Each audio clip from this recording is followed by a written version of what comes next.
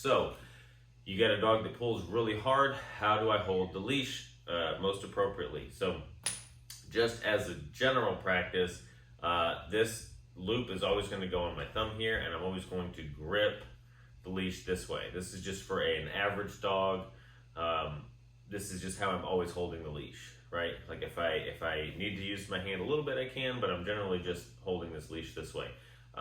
This, unlike any other variation, this is going to move around if you're holding it like this. It can slip through your hand, things like that. When you are holding the leash this way, like it's not slipping through anywhere. You've got a good grip on it. Dog's not gonna yank or twist around your arm, anything like that. When you've got a dog that pulls really hard, then I'm going to loop this around my thumb again. So this is what this is going to look like.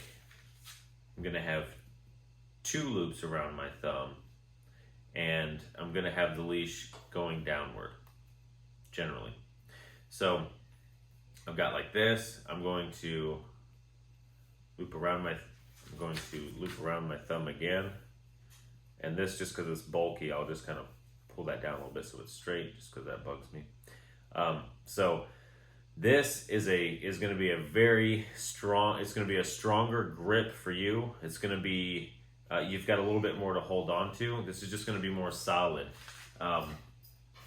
So if you've got a grip like this, regardless of the style leash you have, if a dog is pulling with all of their weight, posture is big too. So leash grip is a big deal, and posture. So like, obviously if you're standing straight up, you're going to be tipped over very easily. Widening your stance gives you the upper hand, like noticeably. Just widening your stance is going to give you a lot more stability. But then still, you could be pulled right over or yanked this way a lot easier than if you kind of offset your stance. Think like if you're doing martial arts or any kind of boxing or anything, like those guys are never standing straight like this. Maybe a sumo wrestler, right? They know exactly where the force is coming from. They're just going to lean into it. But generally, like being offset is gonna make you more equipped for if the dog pulls really hard this way, like that pressure is going to go here. You can kind of catch yourself, and you can also you're more equipped to kind of lean back. So again, think like if you're in a martial arts class, like one of the first things they're going to teach you is posture, and they're probably going to have you stand straight up, and they're going to push you, and you're going to see that you get totally off balance. If you widen your stance, you can do a little bit better with that. And then if you lean into it a little bit, right? If you lean into it, then you can kind of already have some counter pressure to any push that you're going to receive. But also, you don't have to just be moved here to be off balance. You have to be moved all the way to here to be off balance. So we're doing kind of the opposite with a dog who's pulling on us. So we're not going to lean into it, because then we're just going to be pulled right over a lot faster. But we can actually lean back.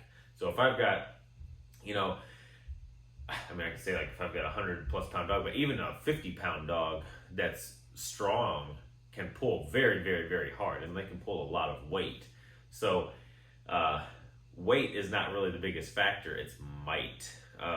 But a dog that's pulling really hard, like on day 1, day 2, when I haven't introduced any training tools, I don't want to apply a whole lot of pressure to this dog. I'm just getting to know it. It's just getting to know me.